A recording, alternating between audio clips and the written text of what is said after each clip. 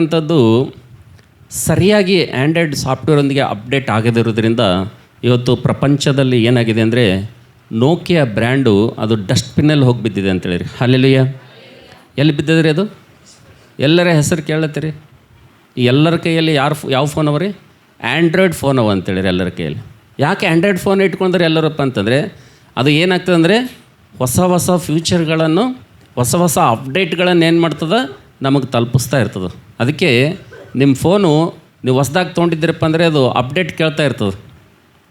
ನೀವೊಂದು ವೇಳೆ ನಿಮ್ಮ ಫೋನಿಗೆ ಅಪ್ಡೇಟ್ ಕೊಡಲಿಲ್ಲ ಅಂದರೆ ಅದು ಹ್ಯಾಂಗ್ ಆಗ್ತದೆ, ಅದು ಬಂದಾಗ್ತದೆ, ಅದು ಕೆಲಸ ಮಾಡೋಂಗಿಲ್ಲ. ಅದು ನೀವು ಯೂಟ್ಯೂಬ್ ಓಪನ್ ಮಾಡಿರಿ, ನೀವು ಫೇಸ್ಬುಕ್ ಓಪನ್ ಮಾಡಿರಿ, ನೀವು ವಾಟ್ಸಪ್ ಓಪನ್ ಮಾಡಿರಿ, ಯಾವುದೇ ಓಪನ್ ಮಾಡಿದ್ರೂ ಕೂಡ ಏನಾಗಂಗಿಲ್ಲಪ್ಪ ಅಂದರೆ ನಿಮಗದು ಫ್ಯೂಚರ್ ನೋಡ್ಲಿಕ್ಕೆ ಸಿಗೋಂಗಿಲ್ಲ. ಕಾರಣ ಏನಂದರೆ ಯಾಕೆ ನನ್ನ ಫೋನ್ ವಾಟ್ಸಪ್ ಹೋಗ್ತಾ ಇಲ್ಲ, ಫೇಸ್ಬುಕ್ ಓಪನ್ ನೋಡಿದ್ರೆ ಅಲ್ಲಿ ಕೆಳಗೆ ಬರುತ್ತೆ ಅಪ್ಡೇಟ್ ಯುವರ್ ಸಿಸ್ಟಮ್ ಅಂತ ಬರ್ತದೆ. ಏನು ಮಾಡ್ಬೇಕಂತ? ಅಪ್ಡೇಟ್ ಮಾಡ್ಬೇಕಂತ. ಅಪ್ಡೇಟ್ ಮಾಡಿದ್ರೆ ಏನು ಬರ್ತದಂತ? ಹಳೆ ಫ್ಯೂಚರ್ ಹೋಗಿ ಹೊಸ ಫ್ಯೂಚರ್ ನಿಮ್ಮ ಫೋನಲ್ಲಿ ಇದ್ದಕ್ಕಿದ್ದಂಗೆ ಬರ್ತದೆ. ಸೊ ಅದೇ ರೀತಿಯಾಗಿ ನೋಕಿಯಾ ಯಾವ ರೀತಿಗೆ ಈ ಲೋಕದಲ್ಲಿ ಅದು ತನ್ನ ಎಲ್ಲವನ್ನು ಕಳೆದುಕೊಂಡು ಇವತ್ತು ನೆಲಕಚ್ಚಿ ಹೋಗಿದೆ ಆ ಸಂಸ್ಥೆ. ಅದೇ ರೀತಿಗೆ ನನ್ನ ಪ್ರೀತಿ ದೇವ್ರ ಮಕ್ಕಳೇ, ನಾವು ಪ್ರತಿ ಸಂಡೇ ದೇವರ ಮಂದಿರಕ್ಕೆ ಯಾಕೆ ಬರಬೇಕಪ್ಪ ಅಂತಂದರೆ, ನಾವು ಪ್ರತಿ ಸಂಡೇ ಚರ್ಚನ್ನು ತಪ್ಪಿಸಲಾರ್ದೇ ನಾವು ಚರ್ಚಿಗೆ ಯಾಕೆ ಬರಬೇಕಪ್ಪ ಅಂತಂದರೆ, ಪ್ರತಿಯೊಂದು ಕೂಡಿಕೆಗೆ ಇವತ್ತು ಕ್ರೈಸ್ತರು ಯಾಕೆ ಹಾಜರಾಗಬೇಕಪ್ಪ ಅಂತಂದರೆ, ನನ್ನ ಪ್ರೀತಿ ದೇವ್ರ ಮಕ್ಕಳೇ, ದೇವರೊಂದಿಗೆ ನೀವು ಅಪ್ಡೇಟ್ ಇರಬೇಕಪ್ಪ ಅಂತಂದರೆ ನೀವು ಚರ್ಚನ್ನು ತಪ್ಪಿಸ್ಬಾರ್ದು ಅಂತೇಳ್ರಿ. ಹಲ್ಲೆಲೂಯಾ.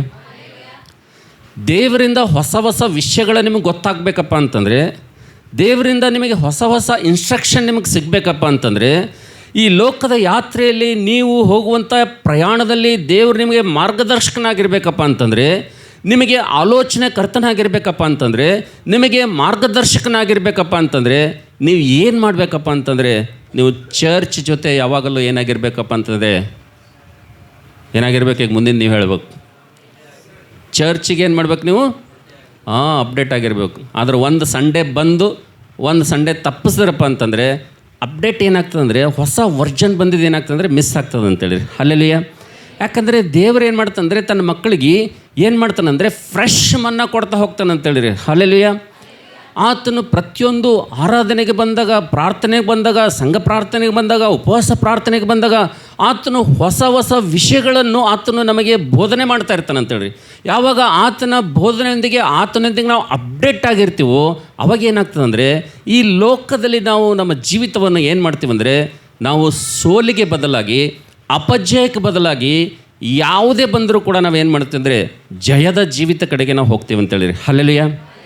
ನಾನು ಕೇವಲ ಈ ಮಾತು ಲೋಕದಲ್ಲಿರುವಂಥ ಈ ಮಾತು ನಿಮಗೆ ಹೇಳ್ತಾ ಇಲ್ಲರಿ.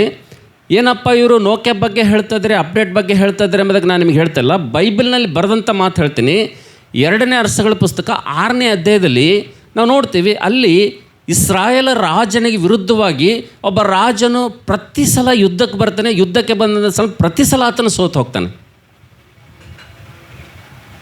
ನೀವು ಮನೆಗೆ ಹೋಗಿ ಓದ್ರಿ, ಈ ಇಸ್ರಾಯೇಲ ಅರಸನ ಮೇಲೆ ಒಬ್ಬ ರಾಜನು ಎಷ್ಟೋ ಸಲ ದಂಡೆತ್ತಿ ಬರ್ತಾನೆ, ಎಷ್ಟೋ ಸಲ ಯುದ್ಧ ಮಾಡ್ತಾನೆ. ಆದರೆ ಯುದ್ಧಕ್ಕೆ ಬಂದಂಥ ಸಾರಿ ಏನಾಗ್ತದಪ್ಪ ಅಂತಂದರೆ ಆತನು ತನ್ನ ಯುದ್ಧದಲ್ಲಿ ಜಯವನ್ನು ಹೊಂದಲಾರದೆ ಸುಣ್ಣಾಗಿ ತನ್ನ ಒಂದು ದೇಶಕ್ಕೆ ಹೋಗ್ತಾನೆ. ಆತನು ಸೋತು ನಿರಾಸೆಯಾಗಿ ಒಂದು ದಿವಸ ತನ್ನ ಅರಮನೆಯಲ್ಲಿ ಕೂತ್ಕೊಂಡು ಆ ಸೈನಿಕರಿರುವಂಥ ಪ್ರಧಾನರನ್ನು ಕರೀತಾನೆ ರೀ. ಆತನ ಸೈನಿಕರಿರುವಂಥ ಎಲ್ಲ ಪ್ರಧಾನರನ್ನು ಕರೆದು ಅವರಿಗೊಂದು ಮಾತು ಕೇಳ್ತಾನೆ. ಏನು ಕೇಳ್ತಾನೆ ಗೊತ್ತಾ? ಇಲ್ಲ, ನೀವು ನನ್ನ ಸೈನಿಕರಾಗಿದ್ದೀರಿ, ನಾನು ಉಪ್ಪು ತಿಂತಾ ಇದ್ದೀರಿ, ನೀವು ನನಗಾಗಿ ಕೆಲಸ ಮಾಡಬೇಕು ನೀವು. ಆದರೆ ಇವತ್ತೊಂದು ಸತ್ಯ ಹೇಳಬೇಕು ನೀವು. ಏನು ಹೇಳಬೇಕಂದ್ರೆ, ನಮ್ಮ ಸೈನಿಕರಲ್ಲಿ ಇಸ್ರಾಯೇಲ ರಾಜನಿಗೆ ನಾನು ಯುದ್ಧಕ್ಕೆ ಬರುತ್ತೀನಿ ಅಂತಕ್ಕಂಥ ಮಾಹಿತಿ ಕೊಡೋರು ನಿಮ್ಮಲ್ಲಿ ಯಾರಿದ್ದೀರಿ ಒಬ್ಬರು ನನಗೆ ಇವತ್ತು ಹೇಳ್ಬೇಕಂತಾನೆ. ನಮ್ಮಲ್ಲಿ ಒಬ್ಬರು ಹೋಗಿ ಹೇಳಲಿಲ್ಲಪ್ಪ ಅಂತಂದರೆ ಅವ್ರಿಗೆ ಹೆಂಗೆ ಗೊತ್ತಾಗ್ತದ? ನಾವು ಇಂಥ ಕಡೆಯಿಂದ ಬರ್ತಾಯಿದ್ದೀವಿ, ಇಷ್ಟು ಜನರು ಬರ್ತಾಯಿದ್ದೀವಿ, ಇಷ್ಟು ರಥಗಳು ತೊಗೊಂಡು ಬರ್ತಾಯಿದ್ದೀವಿ, ಇಷ್ಟು ಕುದುರೆಗಳನ್ನು ತೊಗೊಂಡು ಬರ್ತಾಯಿದ್ದೀವಿ ಅಂತೇಳಿ ಅವರಿಗೆ ಇಸ್ರೇಲ್ ರಾಜಗೆ ಹೆಂಗೆ ಗೊತ್ತಾಗ್ತದ? ಅದಕ್ಕೆ ನಮ್ಮೊಳಗೆ ಏನಾಗಿದ್ದೀರಿ, ಯಾರೋ ಒಬ್ಬರು ಏನು ಮಾಡ್ಲತ್ತೀರಿ, ನೀವು ಏನು ಮಾಡ್ಲತ್ತೀರಿ, ನಮ್ಮದೆಲ್ಲ ಕೂಡ ಏನು ಮಾಡ್ತಾಯಿದ್ರೆ ಲೀಕ್ ಮಾಡ್ತಾಯಿದ್ರಿ. ಇವತ್ತು ಯಾರಿದ್ದೀರಿ ನನಗೆ ಅವ್ರು ಹೇಳ್ರಿ ಅಂತ ಕೇಳ್ತಾನೆ. ಸೈನಿಕರಿಗೆ ಕರೆದು. ಆವಾಗ ಆ ಸೈನಿಕರಲ್ಲಿರುವಂಥ ಒಬ್ಬ ಮುಖ್ಯಸ್ಥ ಏನು ಹೇಳ್ತಾನಂದರೆ, ರಾಜ, ನಮ್ಮಲ್ಲಿ ಅಂಥವ್ರು ಯಾರು ಉಪ್ಪು ತಿಂದ ಮನೆಗೆ ಕನ್ನ ಬಗೆಯವ್ರು ಯಾರು ಇಲ್ಲ, ನಂಬಲ್ಲಿ ಎಲ್ಲರೂ ಕರೆಕ್ಟಾಗಿ ನಿನ್ನ ಕೆಲಸ ಮಾಡೋರೇ ಹರ. ಆದ್ರೆ ಒಂದು ಸತ್ಯ ತಿಳ್ಕೊನಿ. ಏನು ಸತ್ಯಪ್ಪ ಅಂತಂದರೆ, ನೀನು ನಿನ್ನ ಅರಮನೆಯ ಬೆಡ್ರೂಮ್ನಲ್ಲಿ ಕೂತ್ಕೊಂಡು ನೀ ಏನು ಮಾತಾಡ್ತೀನಿ ನೋಡು. ಎಲ್ಲಿ ನಾನು ಬೈಬಲ್ನ ಹಿಂಗೆ ಬರ್ತದೆ ರೀ. ನಾನು ಬೈಬಲ್ನ ಹಾಗೆ ಬರೋದು 2ನೇ ವರ್ಷಗಳ ಪುಸ್ತಕ 6ನೇ ಅಧ್ಯಾಯದಾಗ, ನೀನು ಮನೆಯಲ್ಲಿ ನಿನ್ನ ಹಾಸಿಗೆ ಮೇಲೆ ಮಂಚದ ಮೇಲೆ ಕೂತ್ಕೊಂಡು ಏನು ಮಾತಾಡ್ತೀನಿ ನೋಡಿ. ಈ ಮಾತುಗಳು ಯಾರಿಗೆ ಗೊತ್ತಾಗ್ತಾವ ಅಂದರೆ ಇಸ್ರಾಯೇಲರ ರಾಜನಿಗೆ ಗೊತ್ತಾಗ್ತಾವ. ನಮ್ಮಲ್ಲಿ ಯಾರು ಇಲ್ಲಿ ಹಿಂಗೆ ಹೇಳೋರಂತಾನೆ. ಅವನಿಗೆ ಹೆಂಗೆ ಗೊತ್ತಾಗ್ತಾವ ಅಂತ ಕೇಳ್ತಾನವ. ಇಸ್ರಾಯೇಲ ರಾಜನಿಗೆ ಹೆಂಗೆ ಗೊತ್ತಾಗ್ತಾವ ಅಂತ ಕೇಳ್ತಾನ. ಅವಾಗ ಅದೇ ಸೈನಿಕ ಹೇಳ್ತಾನ, ಅವರಲ್ಲಿ ಒಬ್ಬ ದೇವರ ಮನುಷ್ಯನಿದ್ದಾನೆ, ಆತನು ಪ್ರತಿಯೊಂದನ್ನು ಆ ರಾಜನಿಗೆ ಅಪ್ಡೇಟ್ ಮಾಡ್ತಾ ಇರ್ತಾನೆ ಎಂಬುದಾಗಿ ಹೇಳ್ತಾನೆ ಅಂತ ಹೇಳಿರಿ. Hallelujah, hallelujah. ಹಂಗಂದ್ರೆ ಏನು ಮಾಡೋಣ ಅಂದರೆ, ಆ ಇಸ್ರಾಯೇಲ್ ರಾಜನಿಗೆ ಹಿಡಿಯೋದು ಬಿಟ್ಟು ಆ ದೇವ್ರ ಮನುಷ್ಯನಿಗೆ ಹಿಡಿಯಮಂತೇಳಿ ಏನು ಮಾಡ್ತಾನೆ, ಎಲ್ಲ ಸೈನ್ಯ ಕೂಡಿಸ್ಕೊಂಡು ಏನು ಮಾಡ್ತಾನೆ, ದೇವರ ಮನುಷ್ಯನಿಗೆ ಹಿಡಿಲಿಕ್ಕೆ ಹೋಗ್ತಾನೆ ಅಂತೇಳಿರಿ. Hallelujah, hallelujah. ಓ ನನ್ನ ಪ್ರೀತಿ ದೇವ್ರ ಮಕ್ಕಳೇ, ಇಸ್ರಾಯೇಲರ ಅರಸನು ಪ್ರತಿ ಸಲ ವೈರಿಯಿಂದ ತಪ್ಪಿಸ್ಕೊಳ್ಳಿಕ್ಕೆ ಯಾಕೆ ಸಾಧ್ಯ ಆಯ್ತಪ್ಪ ಅಂದರೆ, ಆತನು ದೇವರ ಮನುಷ್ಯನೊಂದಿಗೆ ಅಪ್ಡೇಟ್ ಆಗಿದ್ದಾನೆ ಅಂತೇಳಿರಿ. ಹಲ್ಲೆಲೂಯಾ. ಏನಾಗಿದ್ದಾನೆ ರೀ ಆತನು? ದೇವರ ಸೇವಕನೊಂದಿಗೆ ಆತನು ಏನಾಗಿದ್ದಾನೆ ರೀ? ಅಪ್ಡೇಟ್ ಆಗಿದ್ದಾನೆ ಆತ. ಅದಕ್ಕೆ ಪ್ರತಿ ಸಲ ಎಲಿಷನ್ ಏನು ಮಾಡ್ತಾ ಇದ್ದಾನಪ್ಪ ಅಂದರೆ, ಇಸ್ರಾಯೇಲರ ರಾಜನಿಗೆ ಏನು ಹೇಳ್ತಾ ಇದ್ದಾನೆ ಅಂದರೆ, ಇವತ್ತು ಈ ದಿವಸ ನೀವು ಈ ಕಡೆ ಯುದ್ಧಕ್ಕೆ ಹೋಗಬೇಡ್ರಿ. ಅಲ್ಲಿ ಯಾರು ಬಂದಾರ? ಅಲ್ಲಿ ಯಾರು ಹೇಳ್ತೀರಿ ಇವೆಲ್ಲ ಮಾತು? ಎಲಿಷನ್ ಹೇಳ್ತಾ ಇದ್ದೇನೆ ರೀ ಇಸ್ರಾಯೇಲರ ಅರಸನಿಗೆ. ಕಾರಣ ಏನಪ್ಪ ಅಂತಂದರೆ, ಇಸ್ರಾಯೇಲರ ಅರಸನು ಮೊದಲು ಯಾರೊಂದಿಗೆ ಕನೆಕ್ಟ್ ಆಗಿದ್ದೇನೆ ರೀ? ದೇವರ ಸೇವಕನೊಂದಿಗೆ ಅಪ್ಡೇಟ್ ಆಗಿದ್ದೇನೆ ಅಂತೇಳಿ. ಹಲ್ಲೆಲೂಯಾ. ದೇವರ ಸೇವಕ ಯಾರೊಂದಿಗೆ ಅಪ್ಡೇಟ್ ಆಗಿದ್ದ? ದೇವರೊಂದಿಗೆ ಅಪ್ಡೇಟ್ ಆಗಿದೆ ಅಂತೇಳಿ. ಹಲ್ಲೆಲೂಯಾ. ನೋಡ್ರಿ, ದೇವರ ಸೇವಕನು ದೇವರೊಂದಿಗೆ ಅಪ್ಡೇಟ್ ಆಗಿದ್ದ ಮತ್ತು ರಾಜನು ಈ ಒಂದು ಸೇವಕನಿಗೆ ಅಪ್ಡೇಟ್ ಆಗಿದ್ದ. ಇವರು 3 ಜನ ಒಬ್ರಿಗೊಬ್ಬರು ಅಪ್ಡೇಟ್ ಆಗಿರೋದ್ರಿಂದ ಏನಾಗ್ತೈತಪ್ಪ ಅಂದರೆ, ಪ್ರತಿ ಸಲ ನಾವು ನೋಡ್ತೀವಿ ಅಲ್ಲಿ ಬರುವಂಥ ಎಲ್ಲ ಅರಸನು, ಯುದ್ಧಕ್ಕೆ ಬಂದಂಥ ಅರಸನು ಏನಾಗ್ತಾ ಇದ್ದಾನೆ, ಆತನು ಸೋತು ಹೋಗ್ತಾ ಇದ್ದಾನೆ ಅಂತೇಳಿ. ಹಲ್ಲೆಲೂಯಾ. ಓ ನನ್ನ ಪ್ರೀತಿ ದೇವ್ರ ಮಕ್ಕಳೇ, ನಮ್ಮ ಜೀವಿತದಲ್ಲಿ ಇವತ್ತು ನಾವು ದೇವರ ಜೊತೆಗೆ ನಾವು ಅಪ್ಡೇಟ್ ಆಗಿದ್ದೀವಲ್ರಿ, ಸಭೆಯ ಜೊತೆ ನಾವು ಅಪ್ಡೇಟ್ ಆಗಿದ್ದೀವಲ್ರಿ, ಏನಾಗ್ತದಪ್ಪ ಅಂದರೆ, ನಿಮಗೆ ಎಂಥ ಬಲ ಬರ್ತದೆ ಗೊತ್ತದ? ನಿಮಗೆ ಎಂಥ ಶಕ್ತಿ ಬರ್ತದೆ ನಿಮಗೆ ಗೊತ್ತಾ? ನಿಮಗೆ ಏನೇ ಬರಲಿ ಎಲ್ಲವನ್ನು ಎದುರಿಸ್ತೀರಿ ಅಂತೇಳಿರಿ. ಹಲ್ಲೆಲೂಯಾ. ಎಂಥ ಪರಿಸ್ಥಿತಿ ಬಂದರೂ ನೀವು ಎದುರಿಸುವಂಥ ಶಕ್ತಿ ದೇವರ ನಿಮಗೆ ಕೊಡ್ತಾನೆ ಅಂತೇಳಿರಿ. ಹಲ್ಲೆಲೂಯಾ. ಕಾರಣ ಏನಪ್ಪ ಅಂದರೆ, ನಮ್ಮ ಜೀವಿತದಲ್ಲಿ ಎದುರಿಸಲಾರದೆ ಯಾಕೆ ಹೋಗ್ತಾ ಇದ್ದೀವಿ ಅಂದರೆ, ನಮ್ಮ ಜೀವಿತದಲ್ಲಿ ಯಾಕೆ ಅನೇಕ ಸಲ ಸೋತು ಹೋಗ್ತಾ ಇದ್ದೀವಪ್ಪ ಅಂತಂದರೆ, ನಮ್ಮ ಜೀವಿತದಲ್ಲಿ ಒಂದು ಸಂಡೇ ಬರ್ತೀವಿ, ಒಂದು ಸಂಡೇ ಬರೋಂಗಿಲ್ಲ. ಒಂದು ಮಂಗಳವಾರ ಬರ್ತೀವಿ, ಒಂದು ಮಂಗಳವಾರ ಬರೋಂಗಿಲ್ಲ. ಒಂದು ಶುಕ್ರವಾರ ಬರ್ತೀವಿ, ಒಂದು ಶುಕ್ರವಾರ ಬರೋಂಗಿಲ್ಲ. ಹಾಗಂದ್ರೆ ನೀವು ದೇವ್ರ ಜೊತೆ ಹೆಂಗೆ ಅಪ್ಡೇಟ್ ಆಗಿರ್ತೀರಿ? ಚರ್ಚಿಗೆ ನಾವು ಯಾಕೆ ಬರಬೇಕಂದ್ರೆ, ಸನ್ನಿಧಿಗೆ ಯಾಕೆ ಬರಬೇಕಂದ್ರೆ, ದೇವ್ರ ಮಂದಿರಕ್ಕೆ ಯಾಕೆ ಬರಬೇಕಪ್ಪ ಅಂದರೆ, ದೇವರೊಂದಿಗೆ ಅಪ್ಡೇಟ್ ಆಗಿರೋದಕ್ಕೋಸ್ಕರ ದೇವ್ರ ಸನ್ನಿಧಿಗೆ ಬರಬೇಕಂತೇಳಿರಿ. ಹಲ್ಲೆಲೂಯಾ. ದೇವರು ನಿಮಗೆ ಹೊಸ ಹೊಸ ವಿಷಯಗಳನ್ನು ಆತನು ಕೊಡ್ತಾ ಇರ್ತಾನೆ. ದೇವರು ನಿಮಗೆ ಹೊಸ ಹೊಸ ವಿಷಯಗಳ ಬಗ್ಗೆ ನಿಮ್ಮ ಜೊತೆ ಮಾತಾಡ್ತಾ ಇರ್ತಾನೆ. ದೇವರು ನಿಮಗೆ ಹೊಸತನದ ಬಗ್ಗೆ ದೇವರು ಆಲೋಚನೆ ಕೊಡ್ತಾ ಇರ್ತಾನೆ. ಶತ್ರುವಿನ ಬಗ್ಗೆ, ನಿಮ್ಮ ಮೇಲೆ ಸೈತಾನನು ದಾಳಿ ಮಾಡುವಂಥ ವಿಷಯದಲ್ಲಿ ದೇವರು ನಿಮಗೆ ಮುಂದಾಗಿ ನಿಮಗೆ ದೇವರು ಮಾತಾಡ್ತಾ ಇರ್ತಾನೆ ಅಂತೇಳಿರಿ. ಹಲ್ಲೆಲೂಯಾ. ಇಸ್ರಾಯೇಲರ ರಾಜನ ನಾವು ನೋಡ್ತೇವೆ, ದೇವರ ಮನುಷ್ಯನೊಂದಿಗೆ ಅಪ್ಡೇಟ್ ಆಗಿರೋದ್ರಿಂದ ಆತನು ಶತ್ರುವಿನ ವೈರಿ ಎಲ್ಲ ಕುತಂತ್ರಗಳನ್ನು ಏನು ಮಾಡ್ದಾನಂದರೆ ಸೋಲಿಸಿದನು. ಕೊನೆಗೆ ಇಸ್ರಾಯೇಲರ ರಾಜನಿಂದ ಈ ರಾಜ ಎಷ್ಟು ತಲೆನೋವೈತೆ ಅಂದರೆ, ನಿರಾಸೆಯಲ್ಲಿ ಹೋದನ್ರಿ. ಏನು ಮಾಡ್ಲಿಕ್ಕೆ ಆಗ್ತಾ ಇಲ್ಲಲ್ಲಪ್ಪ, ಎಷ್ಟು ಸಲ ಯುದ್ಧಕ್ಕೆ ಹೋದ್ರೂ ಸೋತು ಬರ್ತಾ ಇದ್ದೇನೆ ಅಂತೇಳಿ ಮನೇಲಿ ಕೂತ್ಕೊಂಡು ಕೇಳ್ತಾ ಇದ್ದಾನೆ, ನಮ್ಮೊಳಗೆ ಯಾರೋ ನೀವೇನು ಮಾಡತ್ತೀರಿ? ನಮ್ಮೊಳಗೆ ಏನು ಮಾಡತ್ತೀರಿ ನೀವು? ಯಾರೋ ಮಾಹಿತಿ ಕೊಡ್ಲತ್ತೀರಿ ಎಂಬುದಾಗಿ ನಾವು ನೋಡ್ತೇವೆ. ಆತನು ಸೋತು ಸುಣ್ಣವಾಗಿ ಹೋದನು ಎಂಬುದಾಗಿ ನೋಡ್ತೀವಿ ಅಂತೇಳಿ. ಹಲ್ಲೆಲೂಯಾ. ಅದಕ್ಕೆ ನನ್ನ ಪ್ರೀತಿ ದೇವರ ಮಕ್ಕಳೇ, ಬೈಬಲ್ನಲ್ಲಿ ಕೆಲವು ಜನರು ದೇವರೊಂದಿಗೆ ಅಪ್ಡೇಟ್ ಇರಲಿಲ್ಲ. ಬೈಬಲ್ನಲ್ಲಿ ಕೆಲವೊಬ್ಬರು ಯಾರೊಂದಿಗೆ ಅಪ್ಡೇಟ್ ಇರಲಿಲ್ಲ? ದೇವರೊಂದಿಗೆ ಅಪ್ಡೇಟ್ ಇರಲಿಲ್ಲ.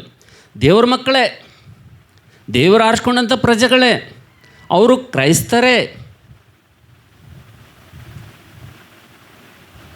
ಅವರೇನು ಅನ್ಯ ಜನರಲ್ಲ, ಅವರು ಕ್ರೈಸ್ತರೇ, ಅವರು ದೇವರನ್ನು ಅರಿತವರೇ, ಅವರು ವಾಗ್ದಾನ ಮಾಡಲ್ಪಟ್ಟಂಥವ್ರೆ, ವಾಗ್ದಾನ ಇರುವಂಥವ್ರೆ, ದೇವರ ಪ್ರಣಾಳಿಕೆಯಲ್ಲಿ ದೇವರ ಯೋಜನೆಯಲ್ಲಿ ಇದ್ದಂಥವ್ರೆ. ಆದರೆ ಅವ್ರ ಜೀವಿತದಲ್ಲಿ ಕೆಲವೊಬ್ಬರು ನಷ್ಟ ಹೊಂದಿದ್ರಿ. ಯಾಕೆ ನಷ್ಟ ಹೊಂದಿದ್ರು ಅಂಥೇಳಿ ನಾವು ಒಂದು ಸಲ ಆಲೋಚನೆ ಮಾಡಬೇಕಪ್ಪ ಅಂತಂದರೆ, ಅವ್ರ ಜೊತೆ ದೇವ್ರ ಜೊತೆ ಏನಾಗಿರಲಿಲ್ಲ, ಅವರು ದೇವ್ರ ಸನ್ನಿಧಿ ಜೊತೆ ಅವ್ರಿಗೆ ಏನಾಗಿರಲಿಲ್ಲ, ಅಪ್ಡೇಟ್ ಇರಲಿಲ್ಲ ಅವರು.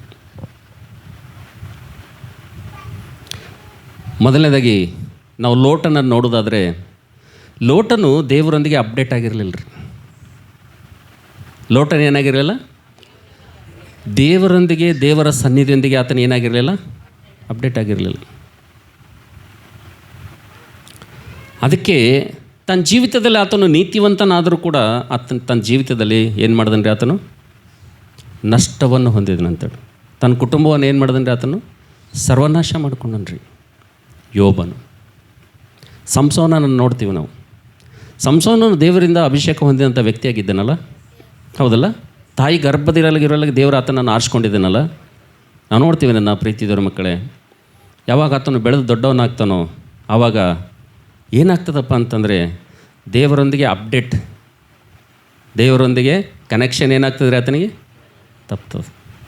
ಏನಾಗ್ತದೆ, ಅಂಥ ಬಲಶಾಲಿಯಾದಂಥ ವ್ಯಕ್ತಿ, ಒಂದು ಕತ್ತೆಯ ದವಡಿ ಎಲುಬಿನಿಂದ 1000 ಜನ ಹೊಡೆದಂಥ ವ್ಯಕ್ತಿ, ಫಿಲಿಷ್ಟ್ರಿ ಆತನೇನು ಏನು ಮಾಡ್ತಾರೆ, 2 ಕಣ್ಣು ಕೆತ್ತಿತಾರೋ. ಇದು ರೀಸನ್ ಏನಂದರೆ ಅಪ್ಡೇಟ್ ಇಲ್ಲ ದೇವ್ರ ಮಕ್ಕಳೇ. ಆದರೆ ಯಾರ ಜೊತೆ ಅಪ್ಡೇಟ್ ಇಲ್ಲ, ದೇವ್ರ ಜೊತೆ ಅಪ್ಡೇಟ್ ಇಲ್ಲ, ದೇವ್ರ ಸನ್ನಿಧಿ ಜೊತೆ ಅಪ್ಡೇಟ್ ಇಲ್ಲ. ದಾವಿದನನ್ನು ನೋಡ್ತೀವಿ ನಾವು.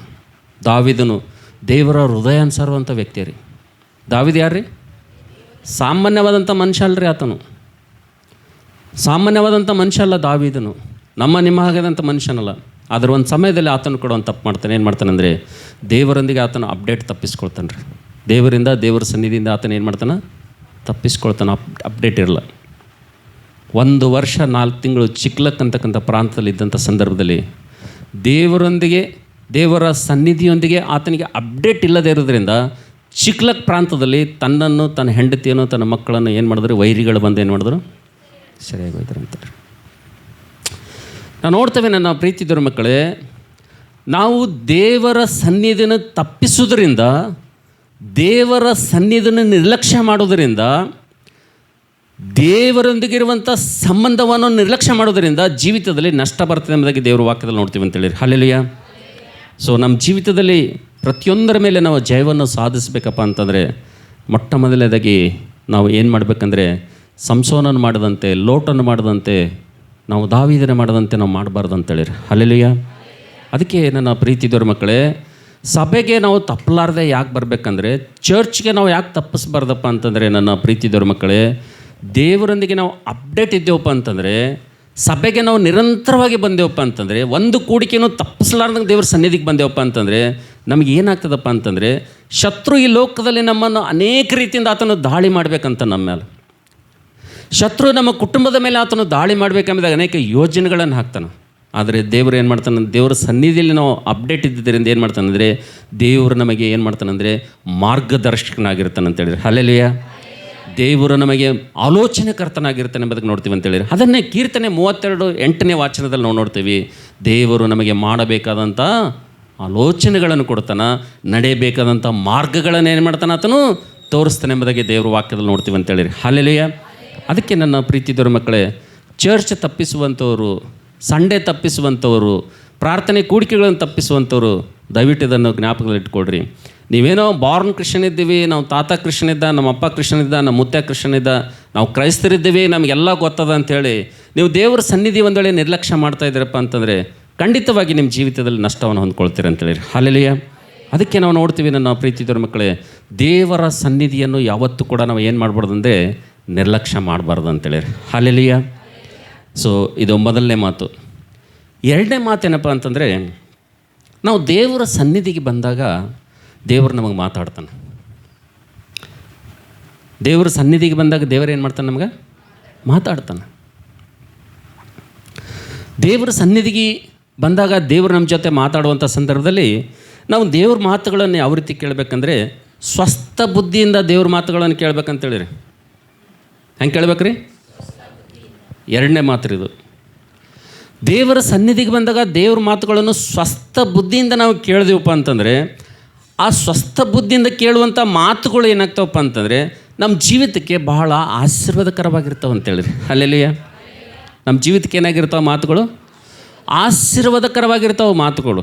ಒಂದು ವೇಳೆ ದೇವರ ಸನ್ನಿಧಿಗೆ ಬಂದಾಗ, ನಾವು ಚರ್ಚಿಗೆ ಬಂದಾಗ, ನಾವು ಸಭೆಗೆ ಬಂದಾಗ, ನಾವು ದೇವರ ಮಾತುಗಳನ್ನು ಕೇಳೋದಕ್ಕೋಸ್ಕರವಾಗಿ ಬಂದಂಥ ಸಂದರ್ಭದಲ್ಲಿ ದೇವರ ಮಾತುಗಳನ್ನು ನಾವು ಒಂದು ವೇಳೆ ಸ್ವಸ್ಥ ಬುದ್ಧಿಯಿಂದ ನಾವು ಒಂದು ವೇಳೆ ಕೇಳಿಲ್ಲಪ್ಪ ಅಂತಂದರೆ ಏನಾಗ್ತದೆ ಎಂಬುದಾಗಿ ದೇವ್ರ ವಾಕ್ಯದಲ್ಲಿ ನೋಡುವಂಥ ಸಂದರ್ಭದಲ್ಲಿ ನಮ್ಮಲ್ಲಿ ದೇವ್ರ ಮಾತುಗಳನ್ನು ಕೇಳುವಾಗ ನಿರ್ಲಕ್ಷ್ಯ ಆಯ್ತಪ್ಪ ಅಂತಂದರೆ, ದೇವರ ಮಾತುಗಳನ್ನು ಕೇಳುವಾಗ ನಮ್ಮಲ್ಲಿ ಅಲಕ್ಷ್ಯ ಆಯ್ತಪ್ಪ ಅಂತಂದರೆ, ನನ್ನ ಪ್ರೀತಿ ದೇವರ ಮಕ್ಕಳೇ, ಅದರಿಂದಲೂ ಕೂಡ ನಾವು ನೋಡ್ತೇವೆ ನಮ್ಮ ಜೀವಿತದಲ್ಲಿ ದೇವರ ಸನ್ನಿಧಿಗೆ ನಾವು ಬರ್ತೀವಿ, ದೇವರ ಮಂದಿರಕ್ಕೆ ನಾವು ಬರ್ತೀವಿ, ಎಲ್ಲ ಕೂಡಿಕೆಗಳ ಹಾಜರೇನೋ ಆಗ್ತೀವಿ, ಆದರೆ ಅದರಿಂದ ಯಾವುದೇ ಪ್ರಯೋಜನ ಅಂತಕ್ಕಂಥದ್ದು ನಮಗೆ ಆಗಿಲ್ಲ ಅಂತೇಳಿರಿ. ಅಲ್ಲೆಲ್ಲೂಯ್ಯ. ಒಬ್ಬ ವ್ಯಕ್ತಿ ಏನು ಮಾಡ್ದನಪ್ಪ ಅಂತಂದರೆ ಜಿಮ್ ಮಾಡ್ಬೇಕಂತೇಳಿ ಹೋಗಿ ಅಡ್ಮಿಷನ್ ಮಾಡ್ದ. ಫೀಸ್ ಕಟ್ಟದ 3 ತಿಂಗಳದು, ಅಡ್ಮಿಷನ್ ಮಾಡ್ದ. ಎಲ್ಲ ಮಾಡಿ ಪ್ರತಿದಿನ ಆತನ ಸ್ನೇಹಿತರಿಗೆ ಹೇಳ್ತಾ ಇದ್ದನು. ಫ್ರೆಂಡ್ಸ್ ಇರ್ತಾರಲ್ರಿ, ದೋಸ್ತರು ಇರ್ತಾರಲ್ಲ, ಪ್ರತಿದಿನ ಅವ್ರ ಹತ್ರ ಹೋಗಿ, ದೋಸ್ತ್ ನಾ ಜಿಮ್ಮಿಗೆ ಹೋಗೀನಿ, ದೋಸ್ತ್ ನಾ ಎಲ್ಲಿ ಹೋಗ್ಲತ್ತೀನಿ, ಜಿಮ್ಮಿಗೆ ಹೋಗ್ಲತ್ತೀನಿ ಅಂತೇಳಿ ಪ್ರತಿದಿನ ಹೇಳ್ತಾನೆ. ಹೋಗಿ ಪ್ರತಿದಿನ ಹೇಳ್ತಾ ಹೇಳ್ತಾ ಹೀಗೆ 3 ತಿಂಗಳಾಗ್ತದೆ ರೀ. ಎಷ್ಟು ದಿನ? 3 ತಿಂಗಳಾಗ್ತದೆ. 3 ತಿಂಗಳಾದ್ಮೇಲೆ ಅದ್ರಾಗ ಒಬ್ಬ ಫ್ರೆಂಡ್ ಕೇಳ್ತಾನ, ದೋಸ್ತ್ ನೀ 3 ತಿಂಗಳಾಯ್ತು ಜಿಮ್ಮಿಗೆ ಹೋಗ್ಲತ್ತೀನಿ ಅಂತ ಹೇಳತ್ತಿದ್ದಿ, ಮತ್ತು ಎಲ್ಲಿ ನಿಂದು ಬಾಡಿನೂ ಏನೂ ಕಾಣಲಾಗ್ಯದ, ಮಸಾಲೆ ಭೀ ಏನೂ ಕಾಣಲಾಗ್ಯದ, ಏನೂ ಒಟ್ಟು ಏನೂ ಕಾಣಲಾಗ್ಯದಲ್ಲೋ, ನೀ ಹೆಂಗೆ ಎಲುವಿನ ಗೂಡು ಹೆಂಗಿದ್ದಿ ಹಾಗೆ ಇದ್ದಲ್ಲೋ ಅಂತ ನಾವು.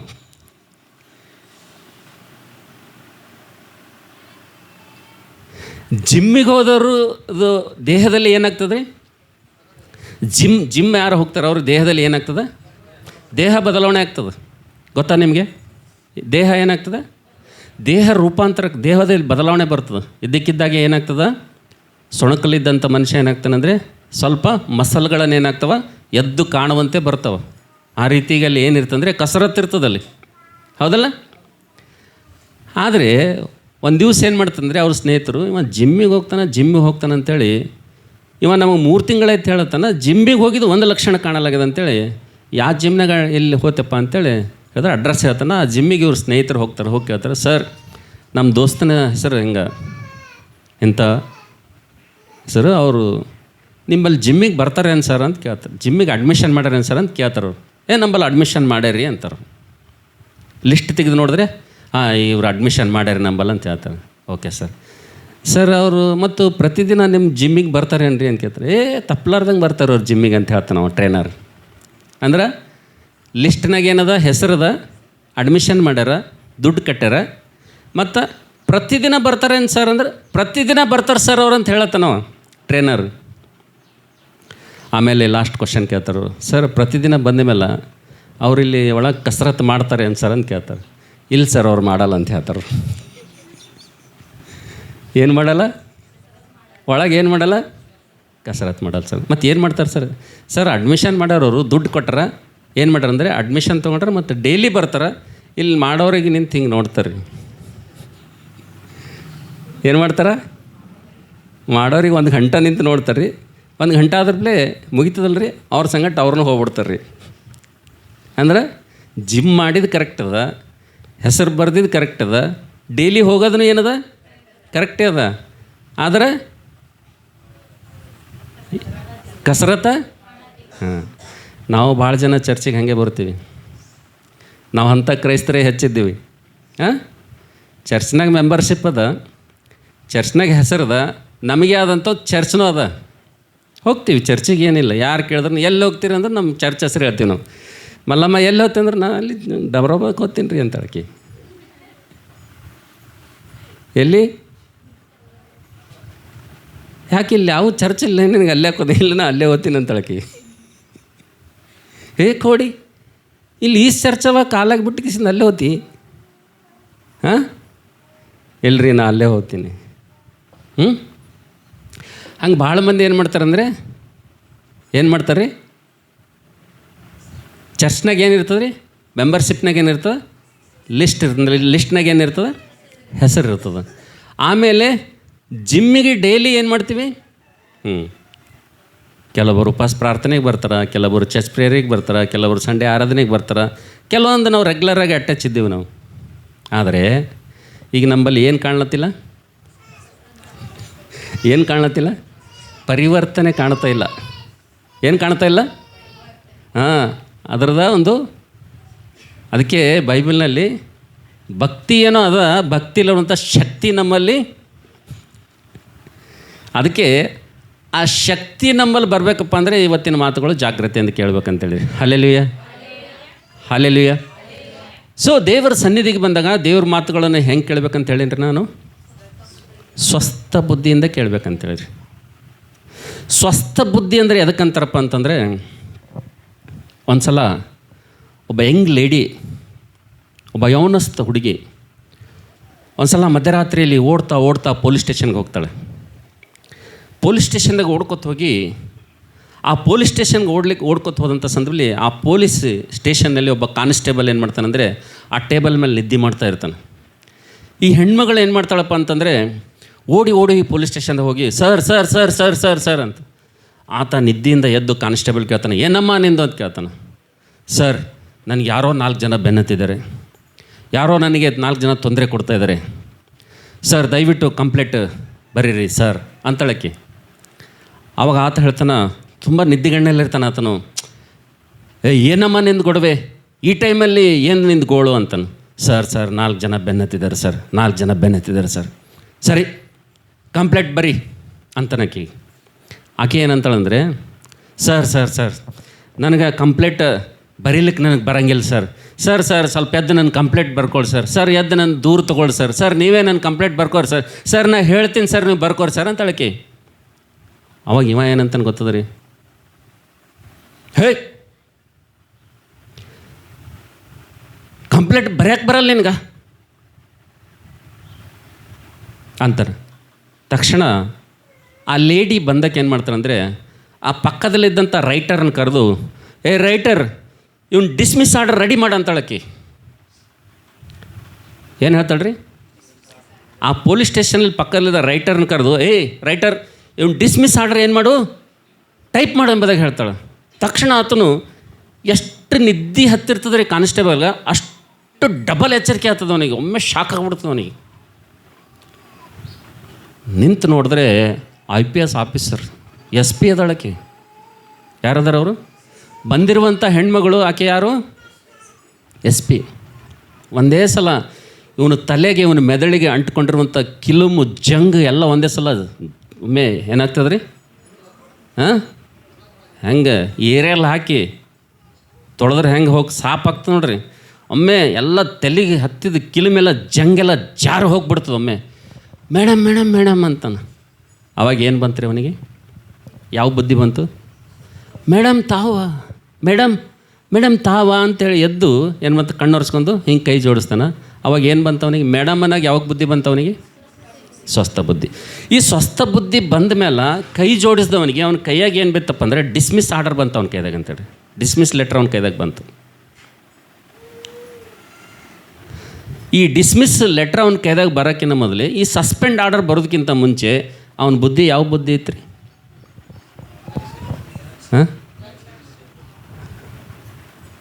ನಿದ್ರಾ ಬುದ್ಧಿ ಇತ್ತು ಆತನಲ್ಲಿ. ಯಾವ ಬುದ್ಧಿ ಐತ್ರಿ? ನಿದ್ರಾ ಬುದ್ಧಿ ಇತ್ತು ಅವನ ಬಳಿ. ಆರ್ಡ್ರ್ ಕೈದಾಗ ಬಂದ ತಕ್ಷಣ, ಸಸ್ಪೆಂಡ್ ಆರ್ಡರ್ ಕೈದಾಗ ಬಂದ ತಕ್ಷಣ ಯಾವ ಬುದ್ಧಿ ಬಂತು? ಸ್ವಸ್ಥ ಬುದ್ಧಿ ಬಂತು. ಸ್ವಸ್ಥ ಬುದ್ಧಿ ಬಂದ ಮೇಲೆ ಏನು ಪ್ರಯೋಜನ? ಅವಾಗ ಬಂದ ಮೇಲೆ ಆಕೆ ಹೇಳ್ತಾಳೆ, ನನ್ನಂಥ ಒಂದು ಅಧಿಕಾರಿಗೆ ಈ ರೀತಿಯಾಗಿ ಆಗ್ತದೆ ಪೊಲೀಸ್ ಸ್ಟೇಷನಲ್ಲಿ. ಒಬ್ಬ ಸಾಮಾನ್ಯವಾದಂಥ ಒಂದು ಮಹಿಳೆ ಒಂದು ವೇಳೆ ಪೊಲೀಸ್ ಸ್ಟೇಷನ್ಗೆ ಬಂದ್ರಪ್ಪ ಅಂತಂದರೆ ನಿಮ್ಮ ವರ್ತನೆ ಹೀಗೆ ಇರ್ತದೆ ಅಂತೇಳಿ ಜೀವನ ಪೂರ್ತಿ ಅವನಿಗೆ ಜಾಬ್ ಮೇಲೆ ತೊಗೊಬರೋದು ಡಿಸ್ಮಿಸ್ ಮಾಡಿಬಿಡ್ತಾಳೆ ಅಂತೇಳಿ. ಅವಾಗ ಸ್ವಸ್ಥ ಬುದ್ಧಿ ಬಂತು. ತಪ್ಪಾಯ್ತು ಅಂದ, ನೀವೇನಾ ಮೇಡಮ್ ಅಂತೇಳಿ ಗೊತ್ತಾಯ್ತು ಅವನಿಗೆ. ಆ ಸ್ವಸ್ಥ ಬುದ್ಧಿಯಿಂದ ಅವನಿಗೇನು ಪ್ರಯೋಜನ ಐತೆ ರೀ? ಏನಾದರೂ ಲಾಭ ಬಂತ? ಆ ನೌಕರಿ ನಂಬ್ಕೊಂಡು, ಆ ಜಾಬ್ ನಂಬ್ಕೊಂಡು ಎಷ್ಟೋ ಆತನು ಸಾಲ ಮಾಡಿ ಮನೆ ಕಟ್ಟಿದ್ದಾನೆ, ಬ್ಯಾಂಕಿಂದ ಲೋನ್ ತೊಗೊಂಡ್ಕೊಂಡಿದ್ದಾನೆ, EMI ಕಟ್ಟಬೇಕು, ಮಕ್ಕಳು ಫೀಸ್ ಕಟ್ಟಬೇಕು, ಏನೇನೋ ಮಾಡಬೇಕು ಆತನು. ಬಟ್ ಅದೆಲ್ಲದಕ್ಕೂ ಏನಾಯ್ತು ರೀ? ಅದೆಲ್ಲದಕ್ಕೂ ಏನಾಯಿತು?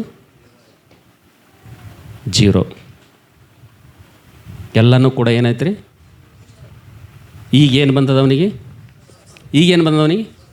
ಸ್ವಸ್ಥ ಬುದ್ಧಿ.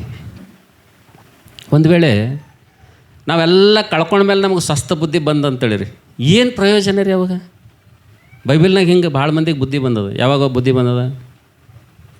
ಲೂಕನ ಬರೆದ ಸುವಾರ್ತೆ 12ನೇ ಅಧ್ಯಾಯದಾಗ ಒಬ್ಬ ವ್ಯಕ್ತಿಗೆ ಬುದ್ಧಿ ಬಂದದ. ಯಾವಾಗ ಬಂದದ? ಪಾತಾಳದಾಗ ಹೋದ ಮೇಲೆ ಏನು ಬಂದದ? ಸ್ವಸ್ಥ ಬುದ್ಧಿ. ಇಲ್ಲಿರ್ತಾನೆ ಬಂದಿಲ್ಲ ಅವನಿಗೆ. ಎಲ್ಲಿ? ಚರ್ಚ್ನಾಗ ಹೇಳತ್ತಾನೆ ಬಂದಿಲ್ಲ ಅವನಿಗೆ ಸ್ವಸ್ಥ ಬುದ್ಧಿ. ಎಲ್ಲಿ ಬಂದ ಸ್ವಸ್ಥ ಬುದ್ಧಿ ಅವನಿಗೆ? ಪಾತಾಳದಲ್ಲಿ ಬಂದದ್ದು. ಏನಾದರೂ ಪ್ರಯೋಜನ ಆಯ್ತಾ? ಅವನಿಗೆ ಬಂದಂಥ ಬುದ್ಧಿ ಎಂಥದಪ್ಪ ಅಂತಂದರೆ, ಅಣ್ಣತಮ್ಮರ ಬಗ್ಗೆ ಕಾಳಜಿ ಮಾಡುತ್ತಾನೆ, ತಂದೆ ಬಗ್ಗೆ ಕಾಳಜಿ ಮಾಡುತ್ತಾನೆ, ಅವನು ಹಿಂದಿದ್ದವ್ರ ಬಗ್ಗೆ ಕಾಳಜಿ. ಎಂಥ ಬುದ್ಧಿ ಬಂದದ್ರಿ ಅವನಿಗೆ? ಎಷ್ಟು ಬುದ್ಧಿ ಬಂದದಲ್ಲ? ಈ ಬುದ್ಧಿ ಏನಾರ ಕೆಲಸಕ್ಕೆ ಬಂತ?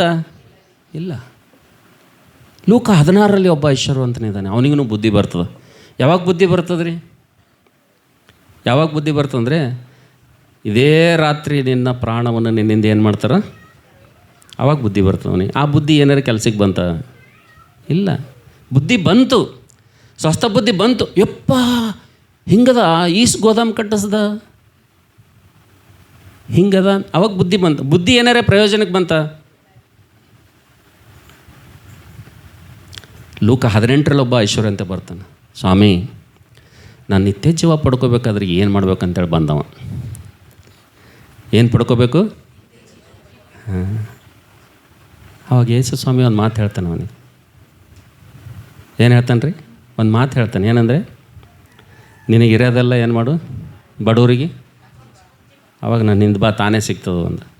ಅವ ಏನು ಮಾಡ್ದ? ಅಲ್ಲಿಂದ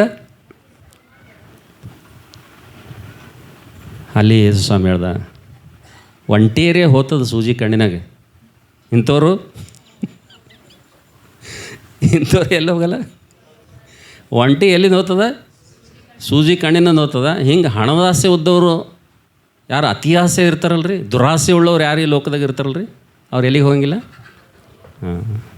ಅದೇ ಲೂಕ 19ದಾಗ ಒಬ್ಬ ದೇವ್ರ ಹತ್ರ ಬಂದನ್ರಿ. ಅವನಿಗೆ ಬುದ್ಧಿ ಯಾವಾಗ ಬಂತು ಗೊತ್ತದ್ರಿ? ಅವನಿಗೆ ಯಾವಾಗ ಬುದ್ಧಿ ಬಂತಪ್ಪ ಅಂತಂದರೆ, ಈ ಹಾದಿಲಿಂದ ನಮ್ಮ ಊರಾಗಿಂದ ಯೇಸು ಸ್ವಾಮಿ ಹೋಲತ್ತನಂದರೆ ಬುದ್ಧಿ ಬಂತು ಅವನಿಗೆ.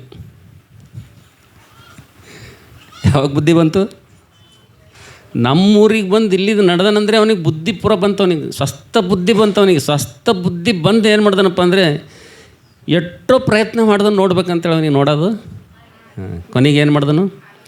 ಸ್ವಸ್ಥ ಬುದ್ಧಿಯಿಂದ ಏನು ಮಾಡ್ದಂದ್ರೆ, ಇವ್ ನೋಡೇಬೇಕು ಯೇಸು ಸ್ವಾಮಿಗೆ ಅಂತೇಳಿ ಏನು ಮಾಡ್ದನು? ಆಲದ ಮರ ಹತ್ತದನು. ಆತನಲ್ಲಿರುವಂಥ ಸ್ವಸ್ಥ ಬುದ್ಧಿಯನ್ನು ನೋಡಿ ಯೇಸು ಸ್ವಾಮಿ ಜಕ್ಕಾಯನೇ ತಟ್ಟನೆ ಇಳಿದು ಬಾ ಅಂತ. ಅಲ್ಲೆಲ್ಲೂಯ್ಯ. ಆತ ಇಳಿದು ಬಂದ ತಕ್ಷಣ, ಇವತ್ತು ನಾನೇ ನಿನ್ನ ಮನೆಯಲ್ಲಿ ಊಟಕ್ಕೆ ಬರ್ತೀನಿ ಅಂದಾಗ ಆತ ಹೇಳಿದಂಥ ಮಾತಿಂದರೆ, ಸ್ವಾಮಿ ನನ್ನಲ್ಲಿರುವಂಥದ್ದನ್ನು ಅರ್ಧ ಏನು ಮಾಡ್ತೀನಿ, ಬರೋರಿಗೆ ಕೊಡ್ತೀನಿ, ಇನ್ನೂ ಅರ್ಧ ಉಳಿದ ನೋಡ್ರಿ ಏನು ಮಾಡ್ತೀನಿ, ಅನ್ಯಾಯವಾಗಿ ಹೇಳ್ಕೊಂಡಿನಿ, ಅದು ಏನು ಮಾಡ್ತೀನಿ. ಈತನ ಏನು ಮಾಡ್ದಾನಂದರೆ, ದೇವರಿಂದ ಸ್ವಸ್ಥ ಬುದ್ಧಿ ಉಳ್ಳವನಾಗಿ ದೇವರಿಂದ ಯೇಸು ಸ್ವಾಮಿ, ಈತನು ಕೂಡ ಅಬ್ರಹಾಮನ ವಂಶದವನಲ್ಲವೇ ಎಂಬುದಾಗಿ ಹೇಳ್ತಾನೆ. ಹಲ್ಲೆಲೂಯಾ. ಈತನು ಕೂಡ ಯಾರು? ಅಬ್ರಹಾಮನ ವಂಶದನಲ್ಲವೇ ಎಂಬುದಾಗಿ ನಾವು ನೋಡ್ತೀವಿ. ದೇವರ ಮಕ್ಕಳಲ್ಲಿ, ದೇವರ ವಂಶದಲ್ಲಿ ಆತನು ಸೇರಿಸಲ್ಪಟ್ಟನಂತೇಳಿ. ಹಲ್ಲೆಲೂಯಾ. ಅದಕ್ಕೆ ನನ್ನ ಪ್ರೀತಿ ದೇವರ ಮಕ್ಕಳೇ, ದೇವರ ಸನ್ನಿಧಿಗೆ ಬಂದಾಗ ಎರಡು ಹೇಳಿದೆ ನಾನು. ಮೊದಲನೇದಾಗಿ, ದೇವರಿಂದ ನಾವು ಆಶೀರ್ವಾದ ತೊಳ್ಕೊಳ್ಬೇಕಂದ್ರೆ ದೇವ್ರ ಜೊತೆ ಏನಿರಬೇಕು? ಅಪ್ಡೇಟ್ ಆಗಿರ್ಬೇಕು. ಅಪ್ಡೇಟ್ ಅಂದ್ರೆ ನಮ್ಮ ಭಾಷೆಯಲ್ಲಿ ಏನಪ್ಪ ಅಂದರೆ, ಪ್ರತಿಯೊಂದು ಕೂಡಿಕೆ ತಪ್ಪಲಾರ್ದಂಗೆ ಬರಬೇಕು. ಇದು ಪ್ರತಿ ಸಲ ಅಪ್ಡೇಟ್ ಇಲ್ಲದೇ ಇರೋದ್ರಿಂದ ಮತ್ತಾಯನ ಬರೆದ ಸುವಾರ್ತೆಯಲ್ಲಿ 10 ಜನ ಕನ್ನಿಕೆಯರ ವಿಷಯದಲ್ಲಿ ಇದನ್ನೇ ನೋಡ್ತೀವಿ ನಾವು. 10 ಜನ ವಿಶ್ವಾಸಿಗಳೇ, 10 ಜನ ದೇವ್ರ ಮಕ್ಕಳೇ, 10 ಜನ ಚರ್ಚಿಗೆ ಹೋಗೋರೆ, 10 ಜನ ಕಾಣಿಕೆ ಕೊಡೋರೆ, 10 ಜನ ಆರಾಧನೆ ಮಾಡೋರೆ. ಅದರಲ್ಲಿ ಯಾರು ಹೊರಗಿನವರಲ್ಲಿ ಎಲ್ಲ ಚರ್ಚ್ ಮೆಂಬರ್ಗಳೇ ಅವರು. ಆದರೆ 10 ಜನರಲ್ಲಿ 5 ಜನರು ಏನಾಗಿರಲಿಲ್ಲಪ್ಪ ಅಂದರೆ, ಅವ್ರಿಗೆ ಪ್ರಾಬ್ಲಮ್ ಏನಿತ್ತು ರೀ? ಅವ್ರ ಪ್ರಾಬ್ಲಮ್ ಏನಿತ್ತು? ಅಪ್ಡೇಟ್ ಇರಲಿಲ್ಲ ಅವ್ರ ದೇವ್ರ ಜೊತೆ. ಗುಂಪಿನ ಗೋವಿಂದ 4 ಮಂದಿಯಾಗ ನಾರಾಯಣ ಅನ್ನೋದು. ಗುಂಪಿನ ಗೋವಿಂದ 4 ಮಂದಿಯಾಗ ನಾರಾಯಣ ಹೋ ಹರಿ ಚರ್ಚ್ನಾಗೆ ಇದ್ದರು ಅವ್ರೂ. ಬಟ್ ಸಮಸ್ಯೆ ಎಲ್ಲಿ ಬಂತಪ್ಪ ಅಂತಂದರೆ, ಯಾವಾಗ ದೇವರು ಆತನು ಪ್ರತಿಫಲ ಕೊಡುವಂಥ, ಆಶೀರ್ವಾದ ಮಾಡುವಂಥ, ಪರಲೋಕ ರಾಜ್ಯ ಸೇರಿಸ್ಕೊಳ್ಳುವಂಥ ಸಮಯ ಬಂತಲ್ರಿ, ಅವಾಗ ಏನಾಯ್ತಪ್ಪ ಅಂತಂದರೆ ನಿಜವಾಗಿ ಅವಾಗ ಅಪ್ಡೇಟ್ ಇದ್ದವ್ರು ಏನಾದ್ರಿ, ಅಪ್ಡೇಟ್ ಇದ್ದವ್ರು ಏನು ಮಾಡಿದ್ರು, ಮೊದಲಿಂಗನ ಜೊತೆ ಮದುವೆ ಮನೆಯೊಳಗೆ ಪ್ರವೇಶ ಮಾಡಿದ್ರು. ಅಪ್ಡೇಟ್ ಇರಲಾರ್ದವ್ರಿಗೆ ಏನಾಯ್ತು ರೀ, ಅಪ್ಡೇಟ್ ಇರಲಾರ್ದವ್ರಿಗೆ ಏನಾಯ್ತು ರೀ, ಬಾಕಲು ಮುಚ್ಚಿತು, ಬಡಿದ್ರು, ಒಳಗಿನ ಶಬ್ದ ನೀವು ಯಾರೋ ನನಗೆ. ಹಾಂ, ಅದಕ್ಕೆ ನಮ್ಮ ಜೀವಿತದಲ್ಲಿ ನನ್ನ ಪ್ರೀತಿದವ್ರ ಮಕ್ಕಳೇ, ನೀವು ತಪ್ಪು ತಿಳ್ಕೊಬೇಡ್ರಿ. ನಾವು ಚರ್ಚಿಗೆ ಬರ್ತಾಯಿದ್ದೀವಿ, ಆರಾಧನೆ ಮಾಡ್ತಾಯಿದ್ದೀವಿ, ಪ್ರಾರ್ಥನೆ ಮಾಡ್ತಾಯಿದ್ದೀವಿ, ಕಾಣಿಕೆ ಕೊಡ್ತಾಯಿದ್ದೀವಿ, ನಾವು ಇಂಥ ಕೆಲಸ ಮಾಡೀವಿ, ನಾವು ಅಂಥ ಕೆಲಸ ಮಾಡೀವಿ. ನೋ ನೋ ನೋ ನೋ ದೇವರಿಗೆ ನೀನು ಹಣ ಬೇಕಾಗಿಲ್ಲ. ಫಸ್ಟ್ ತಿಳ್ಕೊಬೇಕು, ದೇವರಿಗೆ ನಿನ್ನ ಹಣ ಬೇಕಾಗಿಲ್ಲ, ದೇವರಿಗೆ ನಿನ್ನ ಕಾಣಿಕೆ ಬೇಕಾಗಿಲ್ಲ. ದೇವರು ಕೊರತೆ ಇದ್ದವನಂತೆ ನಿನ್ನಿಂದ ಏನು ಆತನ ಆಸೆ ಪಡುವಂಥ ದೇವರಲ್ಲ ಆತನು. ನಿನ್ನಿಂದ ಏನೂ ಬೇಕಾಗಿಲ್ಲ ಆತನಿಗೆ, ನಿನ್ನಿಂದ ಏನೂ ಬೇಕಾಗಿಲ್ಲ. ನಿನ್ನಿಂದ ಹಣ ಬೇಕಾಗಿಲ್ಲ, ನಿನ್ನಿಂದ ಕಾಣಿಕೆ ಆತನಿಗೆ ಬೇಕಾಗಿಲ್ಲ.